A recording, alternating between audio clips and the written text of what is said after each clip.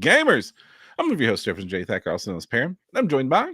Carson Sowards, who is slightly confused by our episode title. Huh? Oh, my screen reads that we are a Fire Emblem stream, so that is neat. But maybe it's just a quirk. I am going to try to fix it on my end if it's from me. But if it's not, ignore It's me. sure not me. All right. Well, I'm gonna try to tweak it. But anywho, that's a fun way to start with a glitch, and that's probably a good segue. But I'll let you go first. Oh boy. Oh boy. So this is where we ask what you've been doing in the hobby lately, Kristen. And this is one of the first times in a little while that mine and your answers are both going to be not much, because for me, I got hit with the winter snowstorm of 2024. And if you didn't know, printers don't like cold weather. They don't. No. So, and not only did I get cold weather, I got completely snowed in. Mm-hmm. And then started losing basic services like running water. Yikes. And things in the house, and having to deal with this all of the time in which I have been dependent on to animal sit and take care of family members who need care. Mm-hmm. All of us in this one little house now that is not fully operational. Not fully operational. That is a kind way of saying that, I suppose. It's not fully operational. And then on the first day of this situation, in which I had accepted responsibility and custody of all of these extra responsibilities, one of those tiny extra responsibilities, the tiny fuzzy responsibility, wrapped her leash around my leg, pulled it out from under me, and sent me tumbling down a hill. Oh no! Spraining my leg. Oh no! I'm feeling slightly more blessed than you are in terms of good fortune, but not much. But it's like the lamest episode of Little House on the Prairie you've ever seen. And it's like brutal. And those are already terrible anytime you watch them. Depending on who the cast is that's there. Yeah. So I'm hobbling around on a sore leg, having to water and take care of goats and chickens and animals and extra dogs and cats, and feed people and feed myself. And I'm still working every day because I didn't lose internet or electricity, so I'm still putting in full 8-hour OPR days. Just running water, just to be clear. Yeah, I just lost the running water. Yeah, well, but it got to 0 degrees on a few days, and so I'm having to oh, and by the way, my house is heated by firewood now because electricity costs around here got stupid, and so this was so I'm having to go haul in firewood and dig it out of 12 inches of ice to get it out. Did you prep for it? Do you have piles of wood at least? I do have the piles of wood. Because I too, when I was younger, did we called it ricking. I don't know what you call it, but when you rick up a bunch of firewood, and we'd basically run it between 2 trees and just make this big row, and then we'd make another big row between others, and that's how we heated. We had a cabin in the mountain. That's how we heated it. And then I can't get my little printers to work because it's too cold in the print room, and I can't justify heating the space when I'm trying to heat all the other spaces and keep the animals in comfortable positions. I did hear you had a time. Huh? Go ahead. No, I heard you had an innovative solution to this, but keep going. I'm not sure what the innovative solution here I'll ask you about it. Continue. Okay. Continue. Okay. And I'm wanting to do all sorts of hobby stuff because I have hit one of my little inspiration spells, like a manic thing, and I'm like, I need to get all this stuff done for my armies and my games. And I've got this burst of energy and no outlet for it.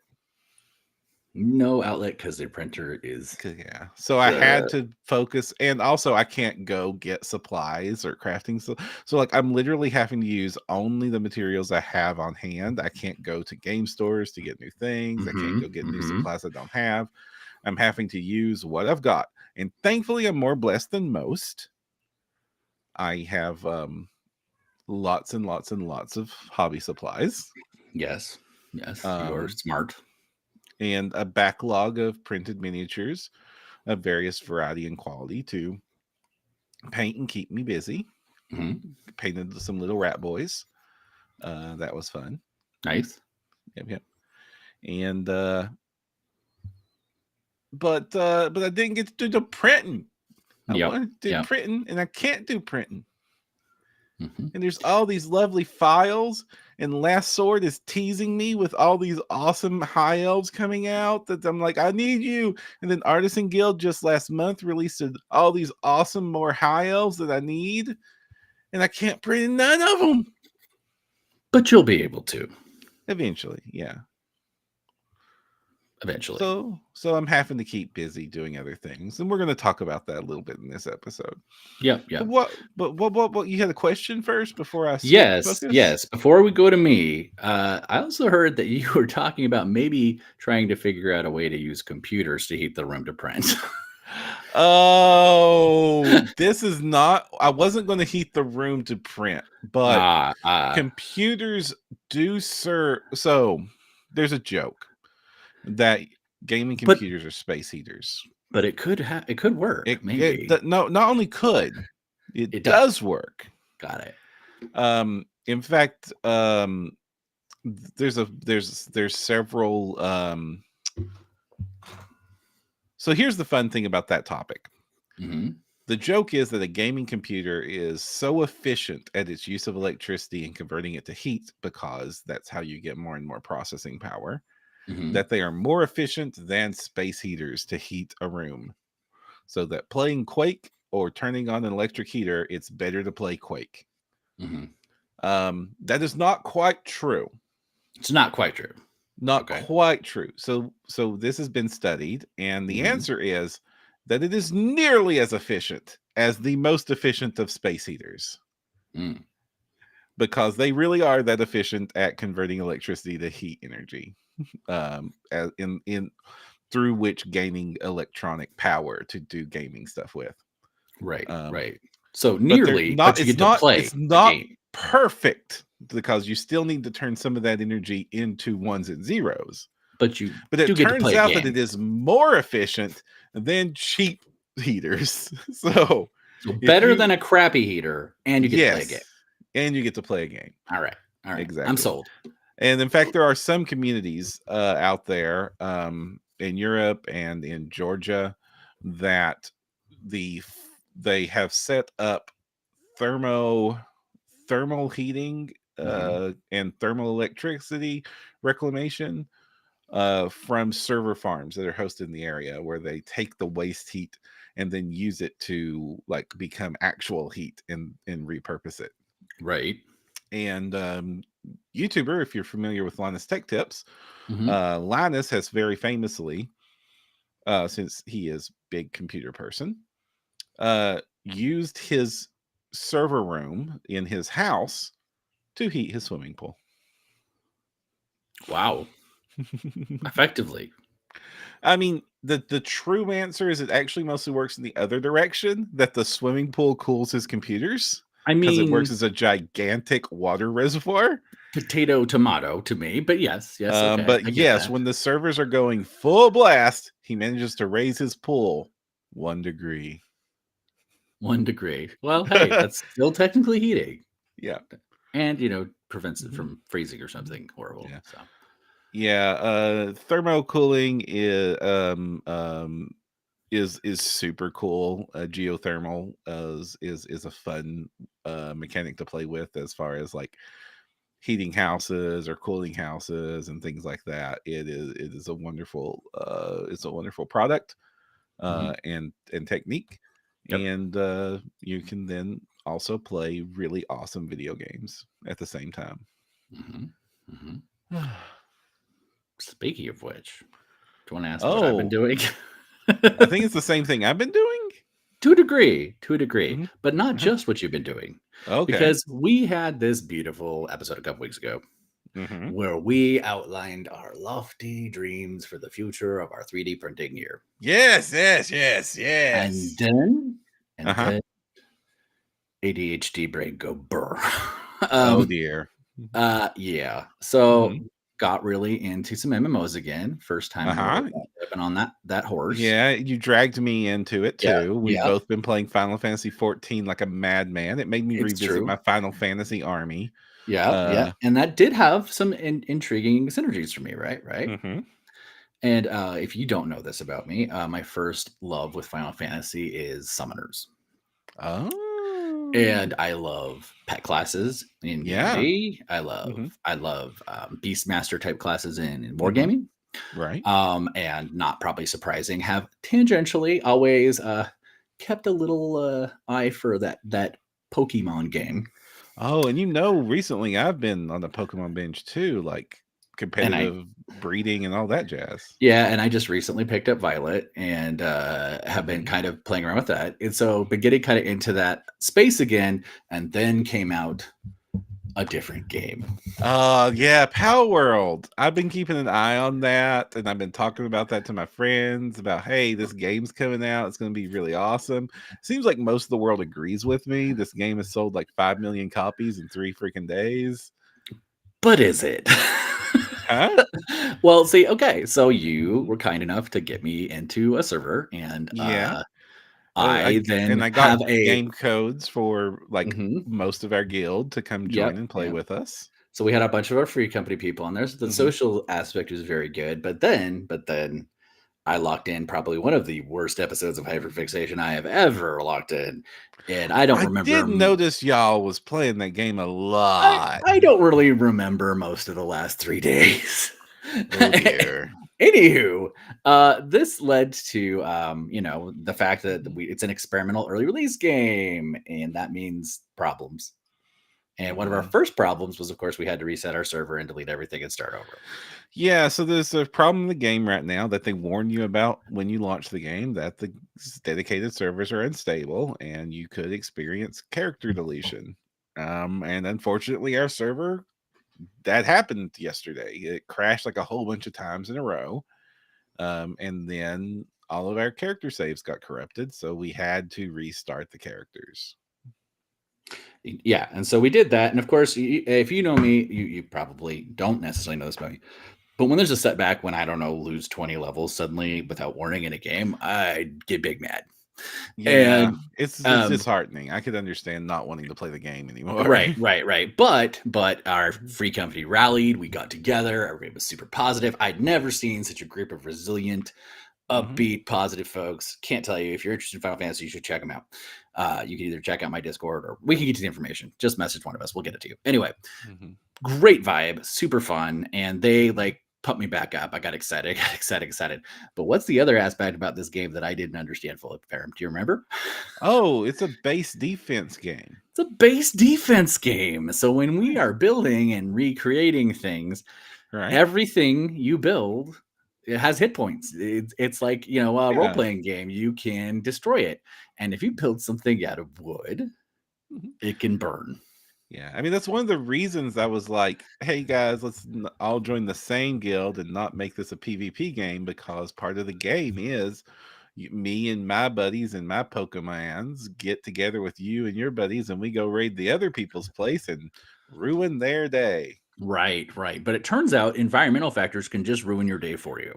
So Uh-huh. after investing a massive amount of time and resources, uh, Mhm. our base burned down today, and that kind of brought me to Oh, where I'm at because my actual block to printing this week was my brain, right? And that's going to uh-huh. happen. You're going to have those problems where you can't catalyze, but you Right. also might have a real disaster, right? Like our virtual fire, you might have a much more serious, much more real one. And that kind of made me want to think and talk about that with you today, if that's cool. Mhm. But I was there in my house watching that, and I kind of had that moment of like virtual reality where I was like seeing the fire creep from outside inside, and just kind of imagining what that would be like for my real physical space because I have It's so much stuff. terrifying.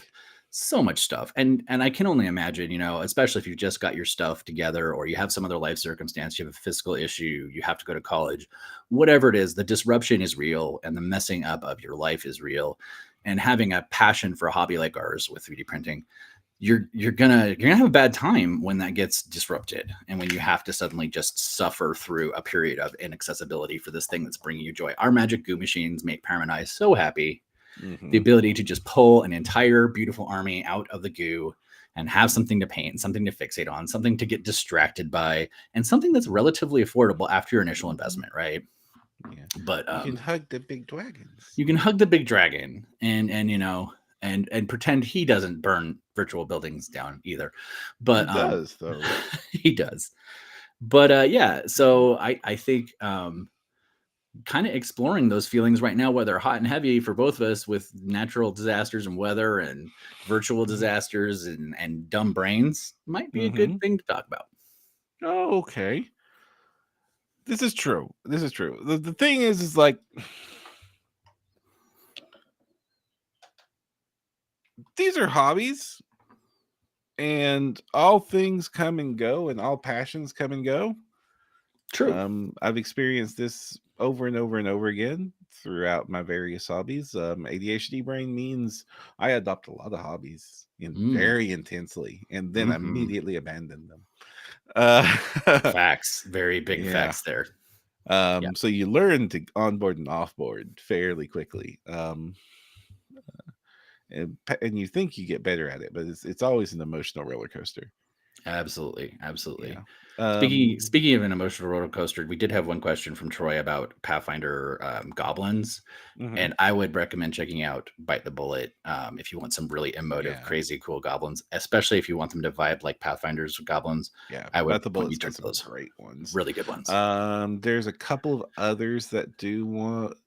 Also, they don't quite map to Pathfinder's artistic vibe 1-to-1. But Twin Goddess has some amazing goblins, especially if you want some goblin girls that just are really rocking it. And what I would say PC appropriate there too, because a lot of times like Bite the Bullets, I mean, there's still going to be some ones you could use for PCs, don't get me wrong, but there's definitely going to be some you could use for like more baddies that have that more sinister vibe. And this is a good example of getting distracted by hyperfixation, because now we're thinking about goblins. I'm going to search my mini factory for goblins, because they actually put searching and filtering in libraries finally. What? That shows you how little I printed last week. Although I have to give them props for their overall improvements to the library system in the last little while, because early on we maybe poked a little fun or talked about some features. We were still like, why isn't this here? Gift cards. Anyway, yeah. We still I will say though, their library improvements have been really fantastic quality of life upgrades. Yeah, I'm glad. The site's still slow, and I hope that things turn around for it, but it's still like there's a lot more to love about my mini factory than there is to hate about. Scott's here. Hi, Comment Lord. What's up? Hello, Comment Lord. Comment Lord, do you make cool goblins? Yeah. Do you have goblins? Troy here is looking for cool freaking goblins. The problem with the 3D printing world is there's a whole lot of really cool goblins, but a lot of them like will lean into a few different aesthetics, which are the obviously the Games Workshop aesthetic of goblins, and there's some really nice ones out there of that. Then there'll be like the World of Warcraft aesthetic for goblin, which is distinctly different. But neither of them are the Pathfinder goblins, which are completely different. And very few of them are cute goblins. True. Very true. I mean, unless you like creepy cute, the Chaos Goblin fan club is growing by enormous numbers. And there are people who do like their goblins a little on the sketchy look side. So that's for sure. Comet Lord says he's avoided goblins for years except for a pinup. And let's be honest, can anything compete with the Bathtub Lich pinup? No, nothing will ever beat Scott's Bathtub Lich, in my opinion. Go look it up if you haven't heard about it. Anywho, And I'm You looking through here. Cast and Play's got some good oh, check out Warp Miniatures goblins. They do yeah. not match the Pathfinder aesthetic at all, but they're kind of glorious. Yeah. They look like Saturday morning cartoon goblins. They Yeah. look like a freaking Gummy Bear soundtrack needs to be playing in the background as they come out of the printer. Yikes. I mean, good. Probably more your aesthetic than mine then. Comet Yeah. Lord's also reminding us that he has a Cthulhu monster Comet Lord pinup as well. That one squigs me out a little bit, bud. I'm gonna be honest. Just a little bit. A little squig. Oh, yeah. All right. I guess like the big difference is like how big is the goblin's nose? Because you're going to get huge ears the second you have goblin. Yeah. I mean, unless you get the little like yellow like first ed D&D goblins, you know what I'm talking about. I want to say maybe Cripple God had some of those if you want them. It's kind of like you get your kobolds and your dragon and rat varieties. There's like a whole spectrum of dragon to rat kobold, right? And some weird spots in between. But yeah, the goblins, I would say to me, Bite the Bullet's probably my first, and then I do want to say Arson Guild had a pretty nice set as well that I liked, but it was a little more reined in from the. They're definitely leaning into the Warcraft goblins. Yeah, Guild yeah, yeah. But they lean into the Warcraft everything. Also, you can go to Titan Troll Miniatures. They've got some wonderful goblins out there with the very David Bowie vibe. Yeah, like Labyrinth. Yeah, the Goblin King. Dance Magic Dance. Exactly. People I know still traumatized by those pants. I still like the movie though. I would say back to the subject, or no? Are we goblined out? Nope. I think we're done with goblins. All right. But we're certainly not done talking about headspace, I think, as the first block to printing. And we've talked about in previous episodes the trial of organizational management of trying to get your assets under wraps that you don't just are overwhelmed by looking at. We've talked about the refinements there in the libraries. But we've also sort of scratched at burnout before. What other mental blocks have you had? Specifically, I mean, a lot of it is like ADHD burnout type things. Sure. Not even burnout, but like when I'm overwhelmed doing other things, it's really easy for me to leave a print on the bed for way too long because the mental inertia it's going to take for me to clean the space, get the print off, and then like it becomes, the longer I wait, the bigger that initial hurdle becomes. Yeah. I think that's called persistent demand avoidance, I believe. Yeah. Where you have a thing and it's just that one little thing, but you're resisting that thing, and then it just kind of becomes this increasingly manifested roadblock. Yeah. I call it the impossible tasks. Okay, I like that too. Impossible tasks can't be done no matter how much you want to do them. Yeah. And forcing the impossible tasks to be done is a way to hurt yourself. So that's not a good thing. But anyway, this is getting into really weird territory for our show. What is it? I think we secretly deal in hyperfixation a lot. Anyway. Yeah.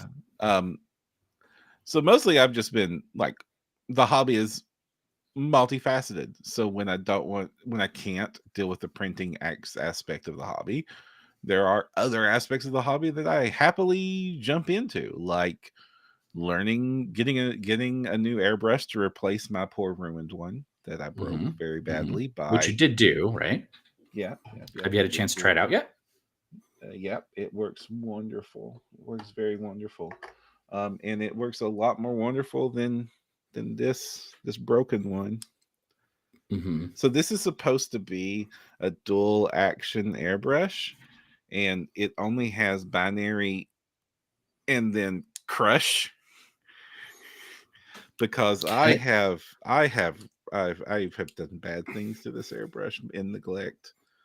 Talking cleaning neglect? What are we talking about? It's not so much cleaning neglect, but it is cleaning neglect. It was done with the best of intentions. So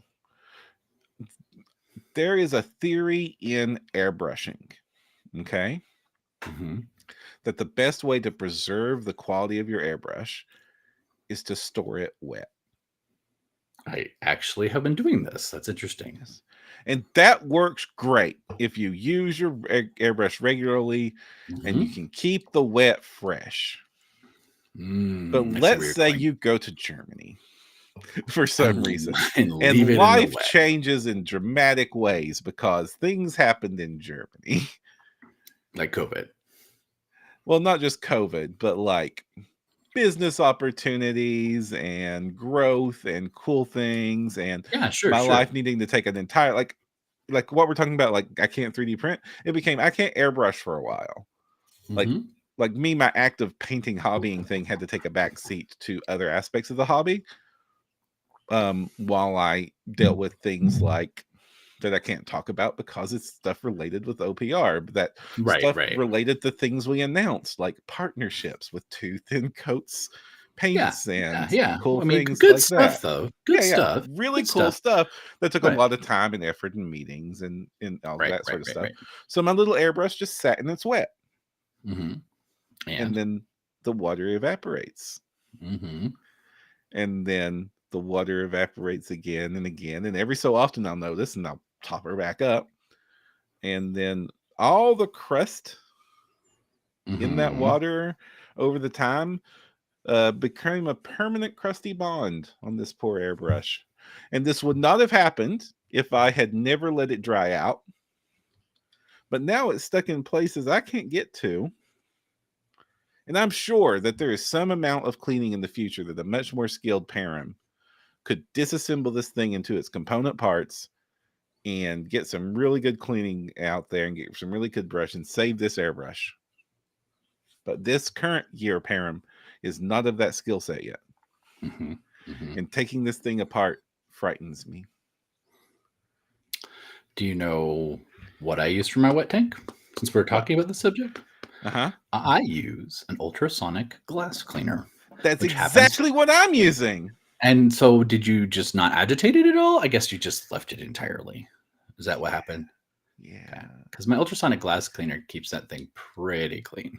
It did for months and months and months of storing it wet. And when I used it on the regular, even if I was a month or two between uses on the airbrush, it was Mhm. fine. It's 6 months though. 6 months will do a thing to your airbrush. Oh, that'll do a thing. Yeah. Okay. I didn't realize it was Mhm. quite that long. Mhm. Anyway, so this poor thing, uh, I'll put it aside and hope to resuscitate it one day. So I thankfully right before the snow hit, before the blizzard, I need some Rankin Bass like accompany music to come in here. Um, I went and got a replacement airbrush, an Awada, and Yeah. so I'm going to hopefully treat this one better. Well, the good news is if future Param gets the skills to clean it, you'll have a backup. Mhm. And the better news is you have something to use right now, Yeah. which is exactly where I'm at because I think I did a paint clog bad that Oh dear. I caused me as I was trying to clean it to bend the rod. Mm-hmm. And as we all know, that is like Yeah, you nearly got a to go death buy a new sentence. rod now. Yeah. So, And anywho, honestly, buying a new rod isn't that bad. Even expensive airbrush rods are still only like $10. sure, sure. Except for it's an off-brand because, of course, I didn't. It's my first one. It was. I don't. I Oh. have no idea if they even sell that part individually because it's so cheap. So it's not for me. It's not anywhere near your Iwata story for sure. Oh. But Mm-hmm. well, so that was another impossible task story. Mm-hmm. And you've got your weather. Mm-hmm. So you have kind of like two things compounding here. How are you dealing with the weather aspect and how it's impacting your stuff? Well, the printer is unusable. Well, right, right. So Yeah. you're doing are you doing anything else to kind of manage that? I'm curious. Oh yeah, no. I am getting the paintbrushes out and obviously not the airbrush yet. And I'm painting the models. I'm making armies. We're playing games with those armies. We're building lists. We're enjoying all the other aspects of the hobby that take advantage of all the things that the printer has done for me up until it couldn't do them for me anymore. I think that is beautiful.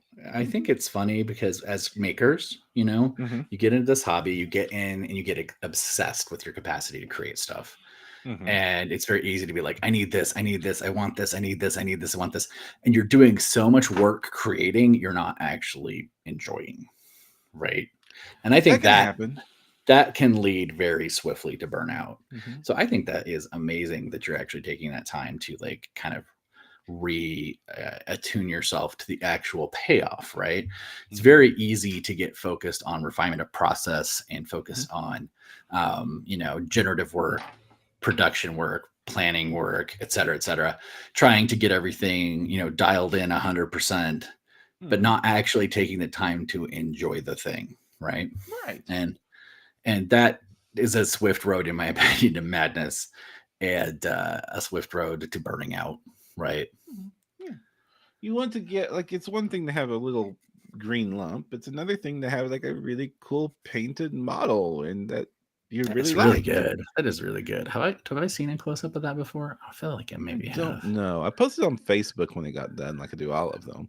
This is Yeah, the Titan Forge High Elf Mage from their Heroes line, so like one of their D&D NPC line, yeah, yeah. and I liked it a lot, so I painted it up for If my you're model. listening to this, a very kind of classic high elf vibe. She's got blonde hair, white cloak, ruby tip staff. Very has like a really good the aesthetic actually kind of reminds me of blood elves in a way Mhm. Yeah, it's from definitely WoW. got that blood elf look on the like with the shoulder pads and stuff. Yeah, And I yeah, even did put like and the little garnets on the shoulders. I did do in red, so they look like very bloody. yeah, yeah. Mhm. But I like where its vibe is sitting. It's very, very cool. And it's like one of those situations where the high elves can totally double as vampire minis if you just paint them different. Hmm. That it actually is facts. I actually had because one of my major armies that I've kind of had in the background, because obviously I have my chaos and stuff, but Mhm. I do a lot of skeletons, and you remember I've been doing that elemental undead army, right? Mhm. So it's like the ice skeletons, the fire skeletons, and they're Mhm. like kind of like the like it's just a little bit of a different vibe, and I mean Do- it's allowed me to pull in stuff from different minis and kind of fuse them into one thing.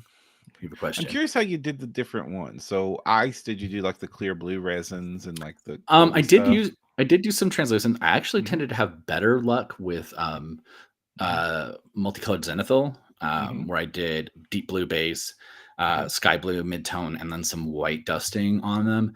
Mhm. And I used a lot of I want to say it was Mini Monster Mayhem did an ice undead set where they were Mm. actually supposed to be servitors to one of the ice dragons, I think, but Okay. they are just amazing looking. And they also had a second set of them that were crystal. Ooh. So you could paint them either way. And so Mhm. it actually gave you a really broad range, and because of the similarities, you could also pull the ice skeletons back towards the crystal look as well, just because they have the projections of ice similar to the Mhm. crystal ones. The crystal ones have more of like a geometric. They're Mhm. they're like flat tipped vibes, so like they kind of look like there's a word for it. Geodes. Very geode vibe, but also it's like Helia something, Heliodor maybe. uh it Mhm. has like a little like hexagonal or septagonal Mhm. crystal formation. It looks really, really neat, but still if you paint them up white and blue shaded and stuff, they look Mhm. like ice crystals very well as Right. well. And I actually swapped the dragons the same way. Mhm. Cool. But how did you paint the heart elementals? The heart elementals. Yeah. Oh, for Captain Planet joke. Got it. I actually do have heart elementals, believe it or not. But my heart elementals are elementals of passion who are warbringers, is what I called them. Oh. And so I actually used some poison monsters and some like because there was like a toxin monster, I think Mhm. it was called, and then they had some ectoplasmic spirit like things that I think were kind of intended to be like a proxy for maybe a night haunt army.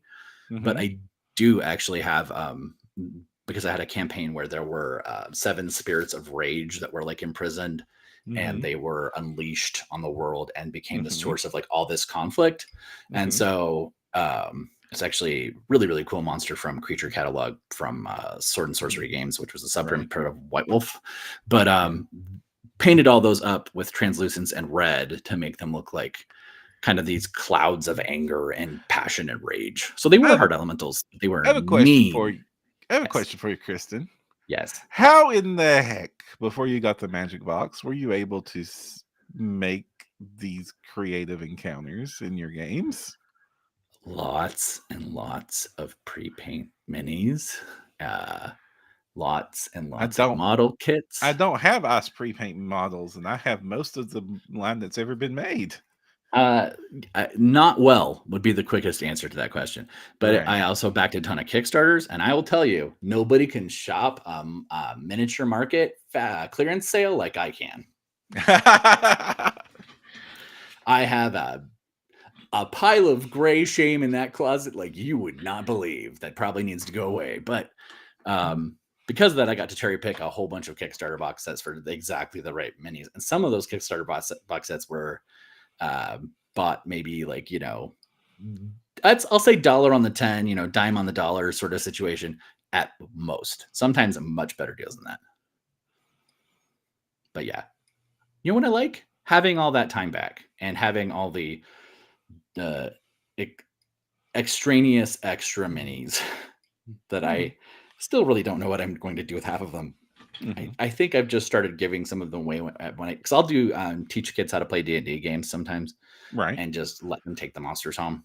I've done that 3D printed too, with the blessing of the creator. Very Right. clearly, I'm going to make that very clear. Never have I charged and or sold those things. It was totally like what's his name? Twin Goddess actually let me give away some of those minis that were painted up by the kids. So Oh, that was neat. very cool. Thank you, Mr. Canish, for the compliment about my clearance game. It's true though. But that is a valid solution, by the way. If you are in a situation, I'm going to go with challenge living space as another change that might be happening to you. I have a buddy who had a house fire. Fortunately, was able to save his printers, and he was actually in the process of setting up a print farm, and had to move him with his mom, back in with his mom, and had no place to set up the print shop and had no adequate ventilation, but still wanted to be involved in the hobby. And so very creative. And this person actually went through and did a whole bunch of different things, everything from using library printers to go and do the print work. So still did the file management, the purchasing, built the collection, still did those things, still got to be engaged in that active part of the hobby, but then could take the actual production to a maker space or a library. And I think that's a very valid way to do it, even if you normally have your own printer, right? Like with that way, you're going to network with your local 3D printing community. You're also going to learn new techniques by talking to those other people. You're going to see what they're making. And it can be a really good way to engage during a time of crisis. But there's also nothing wrong with taking a step back, going and buying some Nolzers, going and buying some clearance minis. This hobby, yes, we've been liberated from the chains of those things, right? Like I get to print my weird stuff and I get to kit bash it and I get to tweak it out and do all this fun things, but I didn't have to burn my old stuff, right? It's still there. Right. And by the same token, you could still get more if that was the solve while you are denied your gray goo of wonder. So I mean, it's nothing wrong with getting old metal out and painting it. Yeah. Yeah. Like old Sandra Gary, they sculpted Reaper mini. That's a Reaper? Yeah. Oh. Old school, all metal, putty based Reaper mini. From 1995. I believe maybe we'll talk about doing some promo stuff because I might have another painting class coming up. We'll see if that happens. So. The one thing I don't miss about metal is chipping? How easy it chips. Yeah, the chipping was rough. In fact, that's one of the things I actually don't mind so much about the older gen printers, because sometimes your if you have a teeny tiny texture line situation and you smooth it out with primer, you're actually going to get some really good adhesion.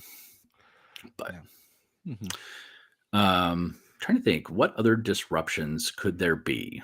Well, obviously we've experienced supply chain disruptions. Oh yeah, that's a thing. Or you break your printer and you got to wait for either to get the new one to ship to you or to be able to afford to replace it. 6 months for replacement parts show up. Yeah. I think focusing on what causes the outage might be a dangerous rabbit hole to jump down. Because there are I lots of love things rabbit that holes. because there's lots of reasons, both like mental, physical, and circumstantial, that can like 3D printing requires space and money and supplies and like and like I knew I had to take a break for a little bit during COVID, which because getting alcohol and gloves was a problem, and Oddly enough. so I had to very much ration my supply and choose my prints very carefully right at the height of my mania. Yeah. Um, and It then I was the same for both of us, overcompensated, honestly. Yeah, yeah. as soon as I had access. I ended up getting like a um, a shipping crate worth of gloves that it took me 3 years to completely chew through. Shipping crate. Like when we say shipping crate, how big are we talking here? I'm talking 4,000 gloves. Oh, okay. Yeah, that's Mhm, a nice chunk of change. I think the boxes I mhm. use are about 500. I think I've gone through close to 4,000 in the last 3 years. I can see that. I can see that. Mhm.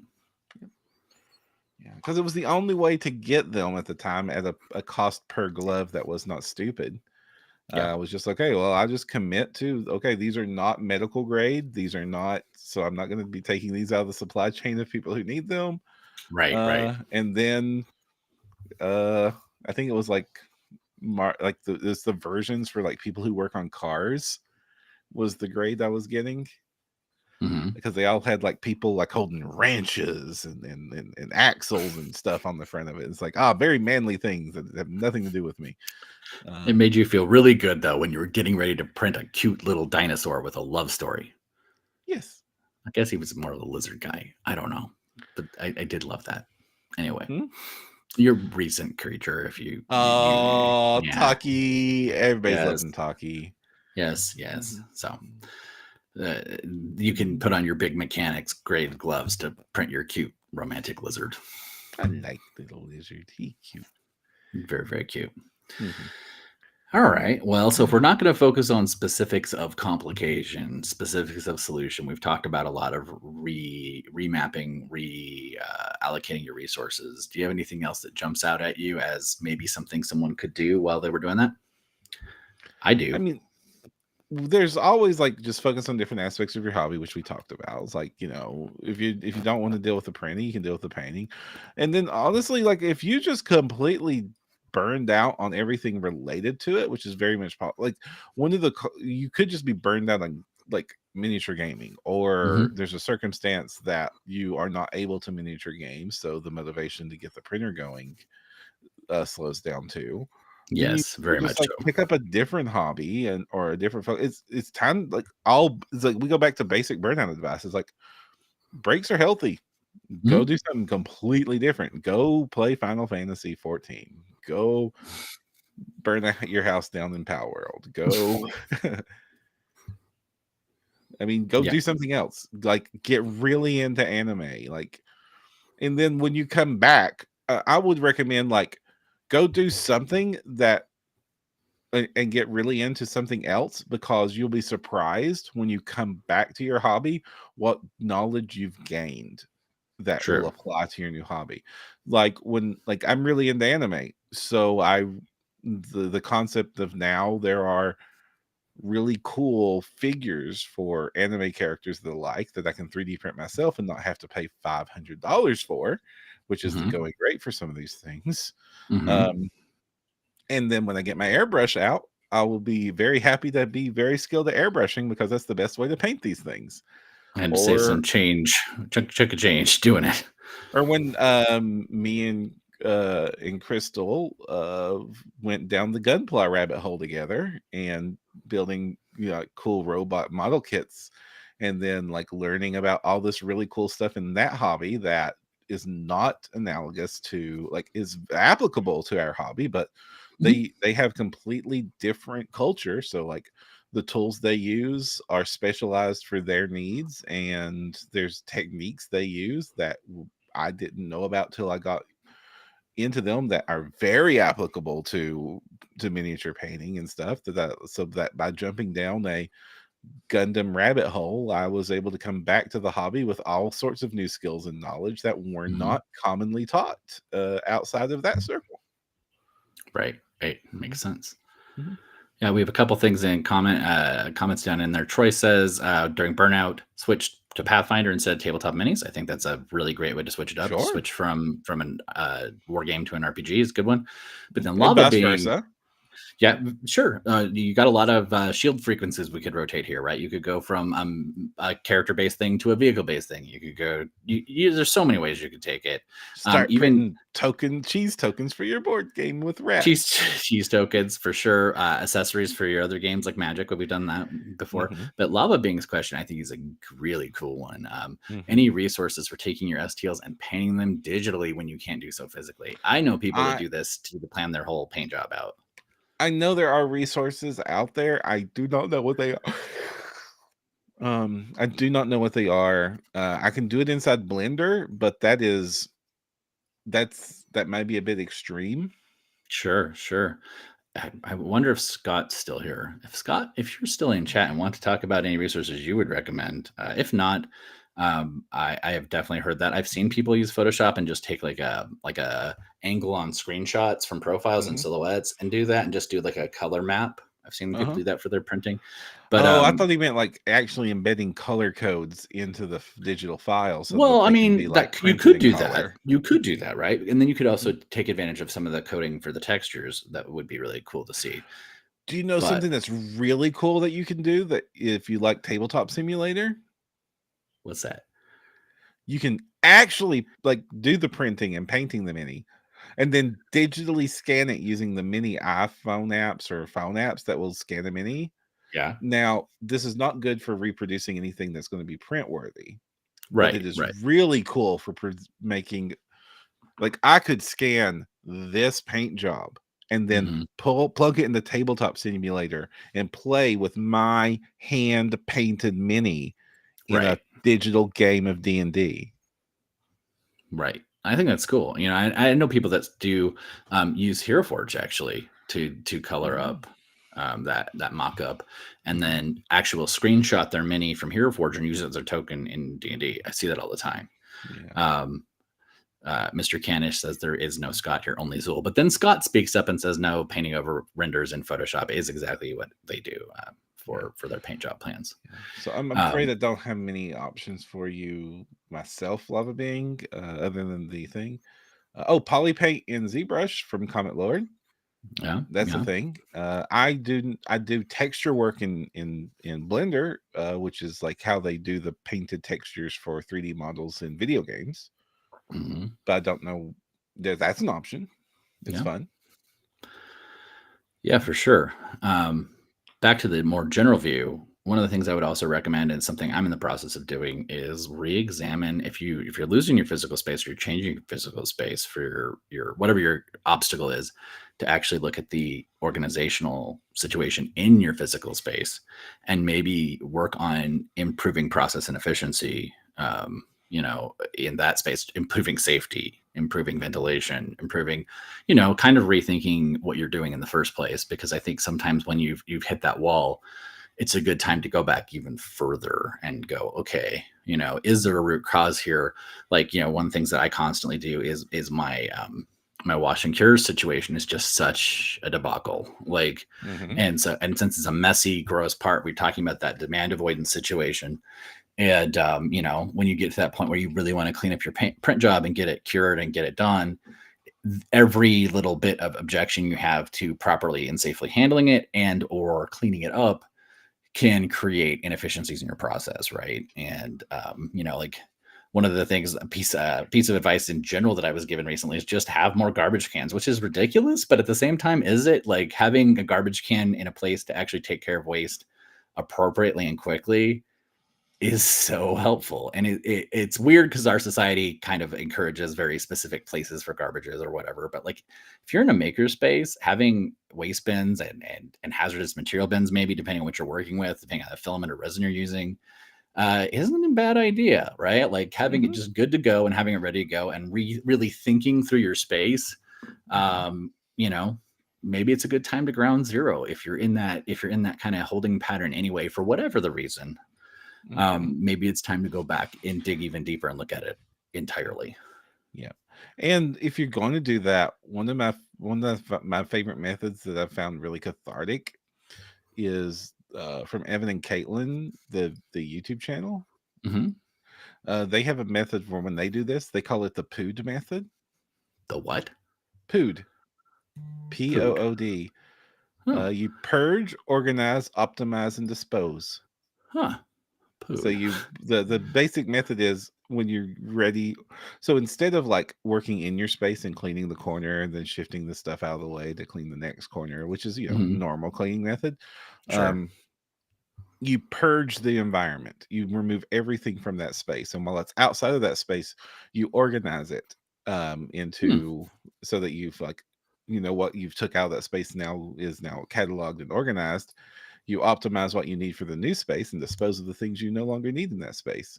Interesting. I had not heard that. I kind of like it. Cool. Yeah, it's like it's all the benefit. Like, have you ever noticed like you're never more organized than like slightly after a move? Yes. Oh God, that is a satisfying moment when you completely start over and like you have that moment like I'm gonna keep it up this time, and then life happens. And you have to go back and zero it out. I think maybe a little more planning, for me at least, would be a really good idea during that initial period, because it is pleasant to have that kind of the clean lines and clean surfaces, which is what a lot of people really benefit from. And the POOD method is a way of doing that without actually moving. But all you have to do is empty the room you are reorganizing. So this works better not in the middle of snowstorms, because one of the best ways to do it is a nice sunny weekend and spread some tarps outside and just take everything outside and like set up a bunch of boxes to organize in, and then take everything outside, organize it outside, bring the stuff back inside. Also, it puts you on a very input, like it will prevent ADHD brain from ruining this process, because there is very real time limit and very real consequences of leaving your things outside overnight next to the sidewalk. Yeah. I mean, having had the experience of having my entire, multi-$1,000 print run of my campaign setting book show up and being dropped in the middle of the street during a rainstorm, I understand this sense of urgency, but it isn't always fun when you get those time crunches. So I would still say, said fun. Well, yes, I would still say pay close attention when you're in your planning phase. Make sure that your weather's probably okay, but you're not going to want to even leave stuff out in the sun for more than a day or two if you had to. So, yeah. And I'll also say, lean into the dispose aspect. We're 3D printing here. None of this stuff is actually of value unless it has paint on it. That's true. This is a lesson I'm struggling to learn, but it's starting to sink in. It's only taken 2.5 years of being excited about the hobby. Yeah. Kristen. Oh yeah. Don't throw something on the floor. Don't do it. Don't.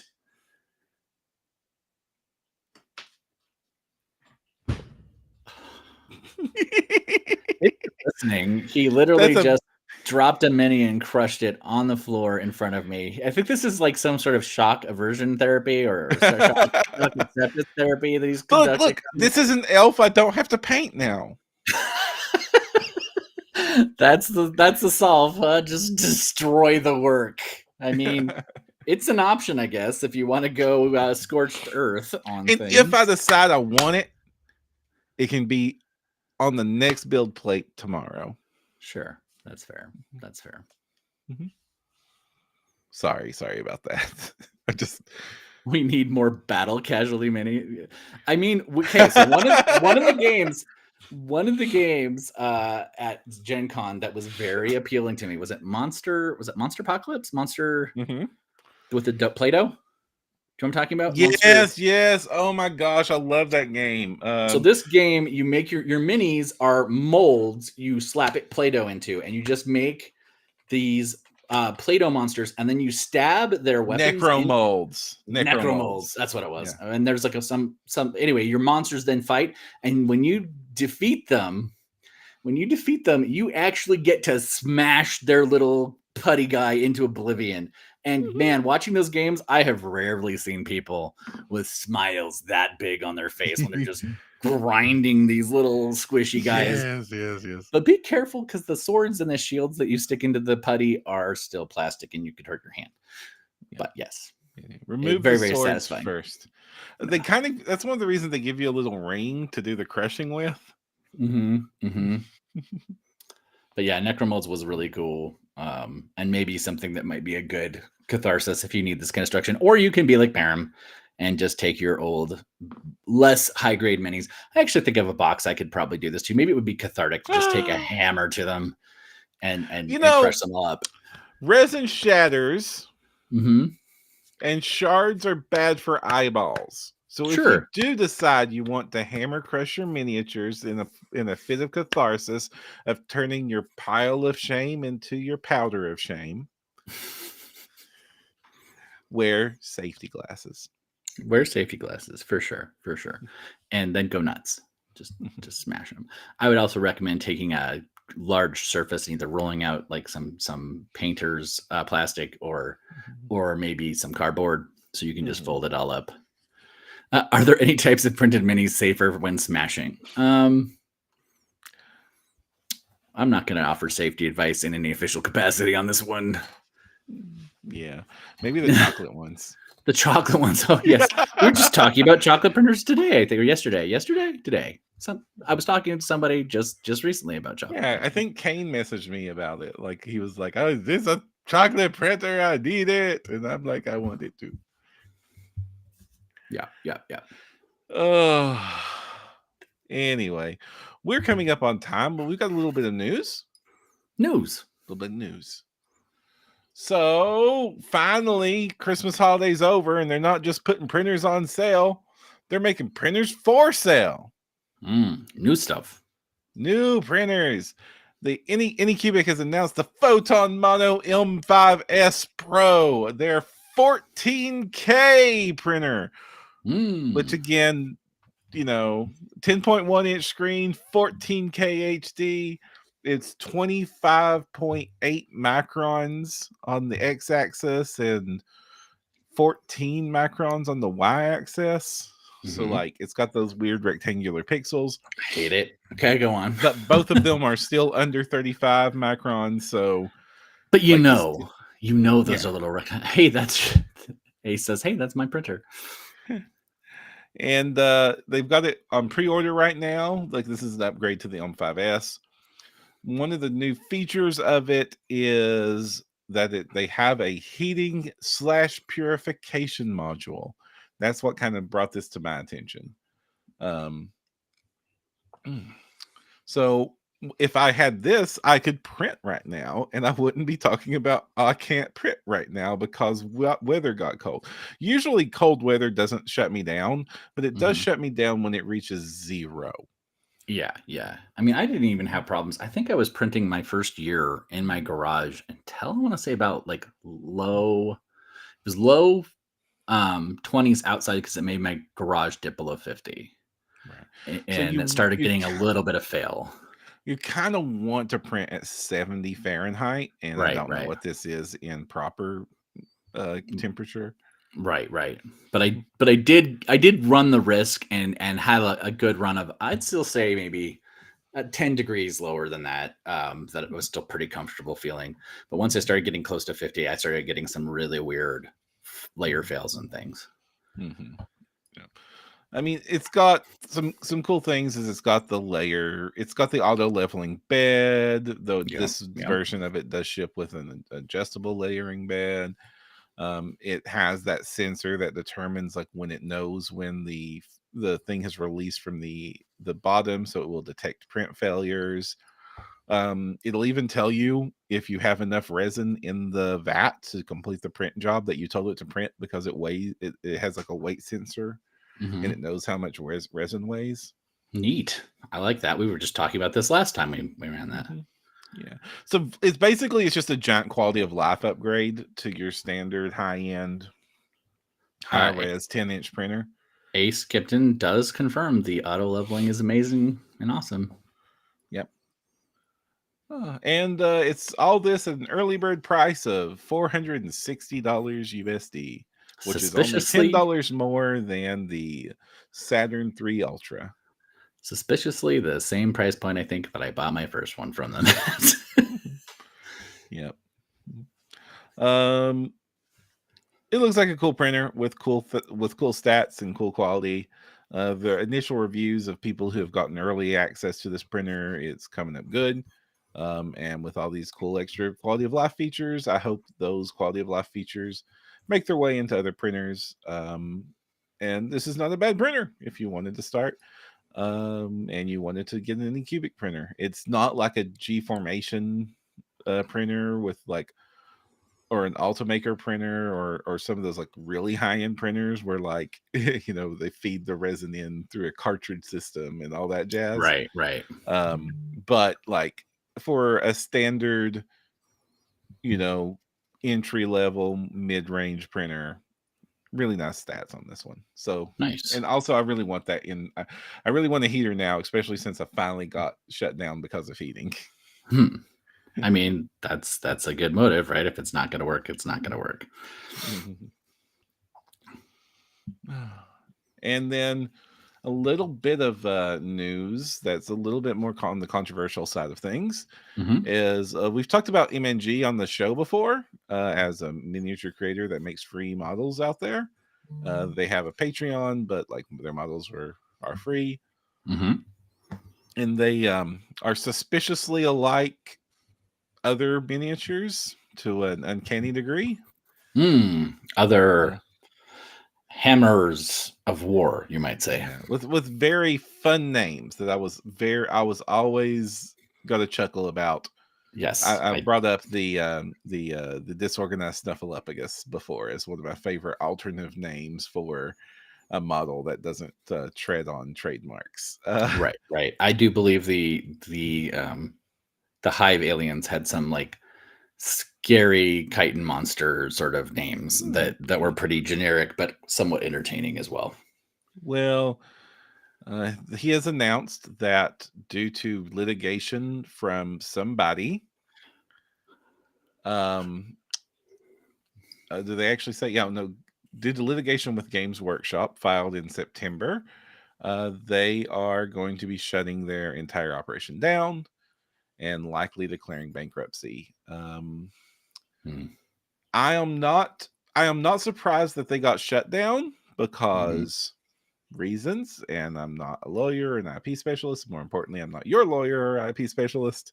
All of that. Though this does seem to be an order of magnitude greater in that it involves like actual damages instead of just cease and desists. Right. Which is a escalation in that we have not seen yet in the 3D printing space. Usually when GW comes in knocking for a creator, it's with a cease and desist letter, and then they disappear because who wants to go to war with GW? We do not know the details of this case. We do not know what happened or what decisions they may or may not have made. We do know that there's a history of if somebody's, I don't know. I don't want to know what to say here, but lawyers were involved this time. Lawyers were involved. Choices were made, and damages were taken into account. So it's definitely an escalation that we haven't seen yet in the 3D printing space. I do not know if this means more to come. We've definitely seen an escalation of takedowns lately from GW, from Disney, from other people in the space. This has been a bit of a Wild West. And it's kind of hard to know where the lines are. We do have some case law that defines what some of those lines are, like the Chapter House decision. So some of those lines are pretty clearly drawn. But this is still an emerging market with a lot of very enthusiastic creators who may or may not have intellectual property expertise backgrounds. Right. That tracks. Yeah. So I know that MNG was well loved in the community. their models were commonly recommended to just about anybody. And it's easy to see why, because the models were very high quality Mhm. compared to what was available, especially when we were first getting started in the hobby. Right, right. Yeah. I am glad that I downloaded several of them, honestly, Mhm. because I will miss that creator in space. But I also understand why all this is happening. So Yeah, yeah, yeah. I am definitely. I think that as the space evolves, we're going to get more and more clear on what is permissive in this space and hmm what is profitable in this space. We've already seen kind of like the gold rush has started to fade. hmm We're seeing consolidation into more and more artists working for groups and companies, as opposed to hmm in less and less lone wolf artists out there. We're seeing beloved artists that have done a solid effort at it, hmm retiring from the space for various reasons. hmm Um, and I hope that, like any market, once it reaches maturity, I hope that it's still a vibrant place filled with lots of options. But I think that the initial crazy time is over. I think the initial crazy burst and land rush is done, and now we are going to see the market do like the web did, like all digital spaces, like the streaming and YouTube and every other platform. We are going to see this space normalize. hmm Mhm, I think that's fair. That's fair. yeah. I think it'll be an interesting couple years. I hope. I hope a lot of our favorites make it through. hmm Yeah, me too. I think I think the big companies are probably going to stay, because Sure. the biggest of the bigs, they have first mover advantage. hmm I Some think of it's them going to be have some. harder to break in. Some of them have some pretty savvy operational folks too. That's what I've heard. And I imagine that it's going to be harder and harder for new creators. I think it's going to be harder and harder for new creators to break into the space. Sure, Um, that's probably and but unfortunately true. Yeah, Still possible, I bet. especially if possible. I think it's going to be more important than ever to have something that distinguishes you and your art from everybody else's art. hmm Things that things like Twin Goddess does, things hmm like Comet Lord's art Comet is Lord does, very, yeah. very different. Yeah, Distinctive, yeah. yeah. Yep. Tyrant Troll has a very distinctive look. Like lots and lots of Cobra Mode, good lord, Mm, their art is so much unlike anybody yeah, else's. yeah. Um, Which reminds me, I still need to get a hold of Andrea.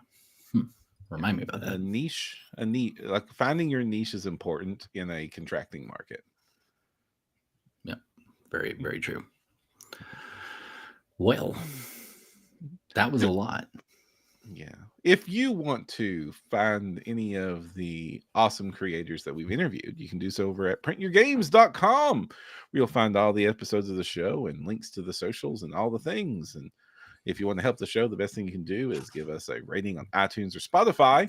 Or if you're watching us on YouTube, like, comment, and subscribe. Until next time, I'm Jefferson J. Thacker, also known as Perram. I'm Kristen Sowers, also known as Seventh Mastery, and don't forget your screen protector.